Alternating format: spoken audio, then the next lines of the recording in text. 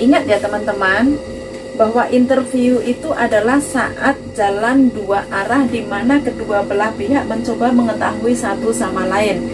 Jadi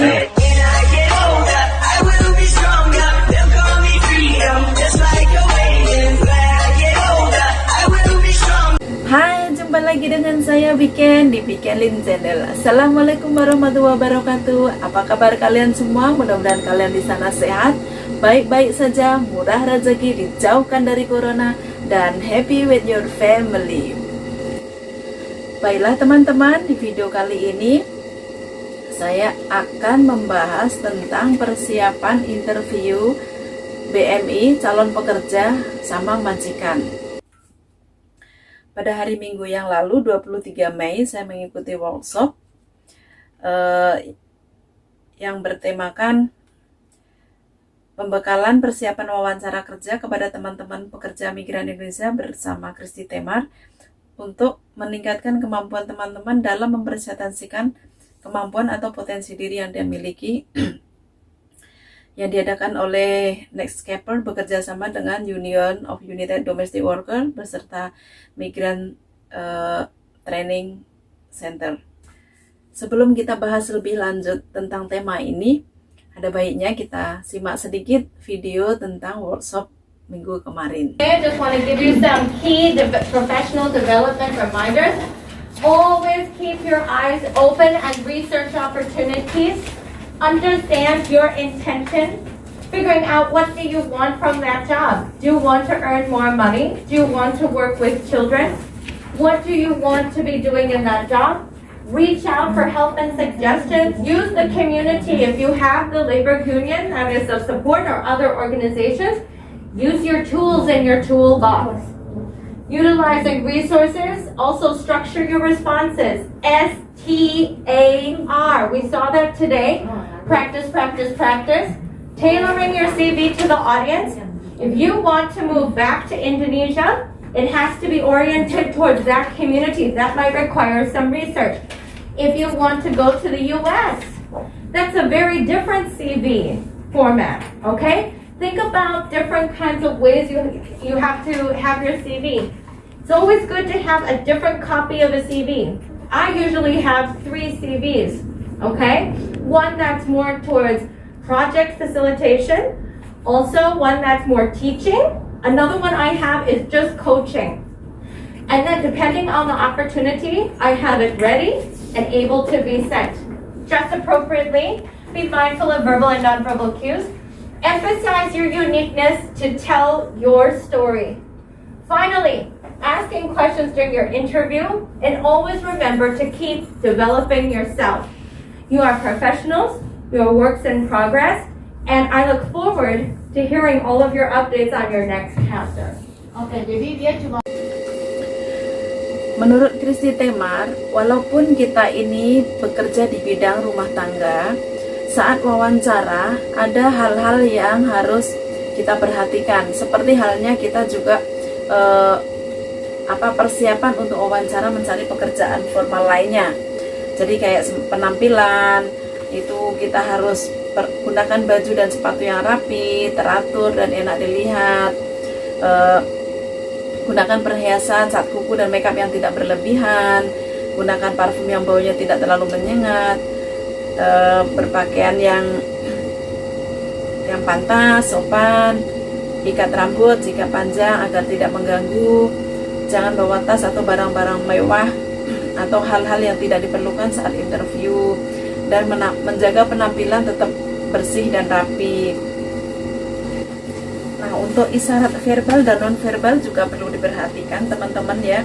Kayak seumpama kita kalau interview di kantor agensi, orangnya datang langsung kan. Jadi kita bertemu langsung, bagaimana majikan melihat kita, cara kita, sikap kita, itu juga kita harus perhatikan. Jadi kayak bahasa tubuh kita, kecenderungan tubuh dan jarak, postur tubuh, kita harus bicara dengan dia tuh dengan kondisi yang pede, yang tegak, jangan yang kelihatan lemprek, nanti kesannya jadi males gitu kan. Postur tubuhnya tegak, percaya diri, terus penampilannya rapi, bersih. Terus ada kontak mata di antara kita sama majikan itu yang mau mencari pekerja ya. Terus karena sekarang ada corona nggak usah jabat tangan. Biasanya sih lagian kalau di Hong Kong ini jabat tangan itu bukan tradisi, sesuatu yang apa sih, tidak diwajibkan banget gitu. Terus kecepatan dalam nada bicara itu juga diatur. Jadi intinya tenang, jangan gugup, percaya diri. Itu nanti akan membawa kita pada kesuksesan dalam wawancara. Nah, masuk ke sesi wawancara atau interview. Jika kita berada pada anggap aja kita lagi deketan gitu ya sama si pencari kerja gitu ya, si calon majikan lah. Nah, biasanya kan calon pencari kerja tuh nanyain tuh, kenapa saya harus milih kamu gitu. Nah, teman-teman jangan takut untuk mengatakan apa yang bisa kamu lakukan agar dia memilih kita gitu. Kayak seumpama nih kelebihan, oh saya bisa masak, oh saya pandai bersih-bersih atau apa gitu. Nah, biasanya kan majikan atau calon pencari kerja itu suka menanyakan kan, membiarkan kita menjawab sendiri, kenapa saya harus pilih kamu gitu kan. Nah, kita harus bisa mengungkapkan apa atau menjual kemampuan kita, apa sih kemampuan kita, spesifiknya apa, agar menarik atau agar si pencari kerja itu memilih kita. Karena kadang-kadang di PT itu persaingan tuh banyak banget ya. Jadi kalau ada job apa gitu, nah semua berlomba-lomba untuk mendapatkan job itu. Nah, saat wawancara itu spesifik si calon pencari kerja itu akan menanyakan, kenapa saya harus milih kamu? Dan kamu harus bisa menjawab bahwa, oh saya punya kelebihan ini, ceritakan aja. Seumpamanya pernah pengalaman kan jaga bayi kembar 3 gitu, atau bayi kembar 2. Bayangin aja, saya bayi kembar 2, saya ngurus dia, rumah bersih, masakan rapi. Itu kan udah spesial banget gitu ya. Jadi di situ sudah ada poin yang bisa kita jual gitu. Atau kalau umpamanya dia biasa jaga orang tua, nah apa sih yang dia bisa kerjakan untuk menjaga orang tua? Ya, kita bisa ungkapkan di situ apa kelebihan kita agar si pencari kerja memilih kita. Nah, setelah kita mendapatkan job nih ya, setelah kita bekerja di salah satu tempat kerja, itu tuh kita sudah ada di zona aman. Nah, diibaratkan telur, kita tuh baru menjadi telur rebus. Nah, menurut Kristi Temar, telur itu kita bisa modifikasi kalau kita punya inisiatif untuk membuat telur itu menjadi lebih enak lagi. Sama dikasih tepung lah, kasih terigu ya, kasih telur, kasih mentega, jadilah cake. Atau dibikin kasih sayuran, kasih tepung, goreng, jadilah bakwan atau apapun, whatever. Jadi intinya setelah kita tadi udah persaingan, mendapat pekerjaan dan kita menjadi telur rebus, kita jangan cuma jadi telur rebus doang. Kita bisa meningkatkan skill kita dengan banyak belajar agar next time kita bisa siapa tahu cita-cita kita kan nggak harus jadi pekerja di luar negeri menjadi BMI terus.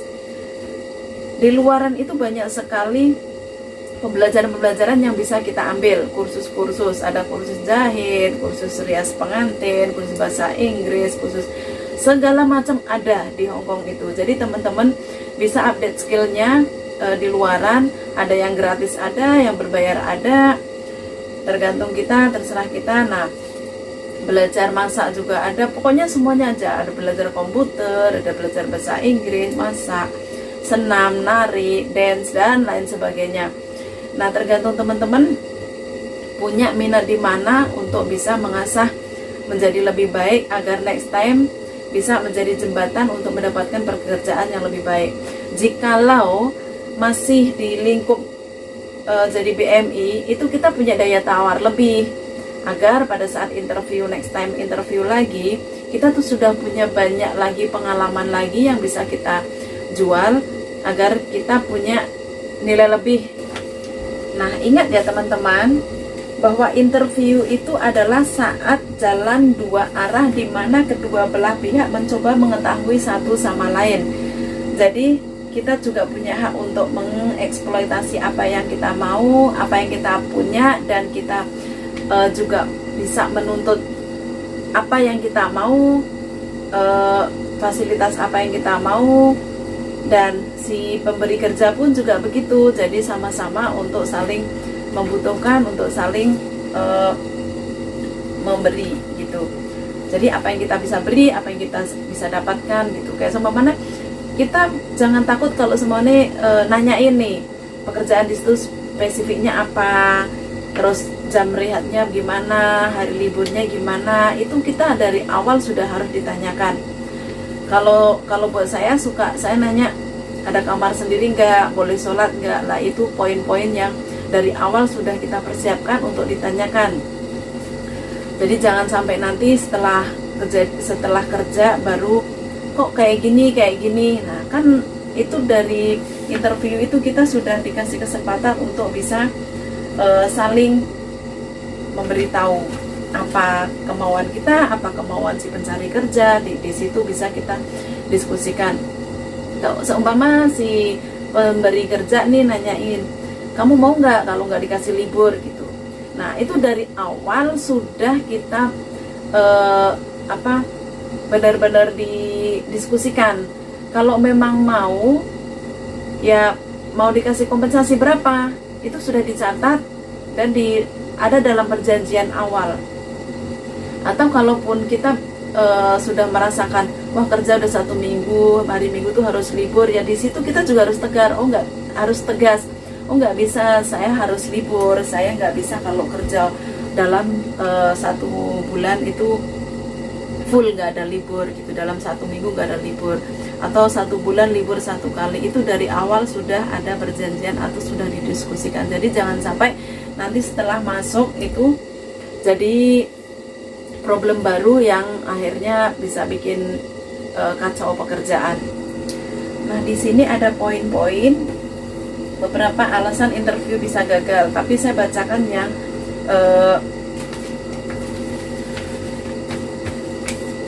ada hubungannya sama BMI aja ya.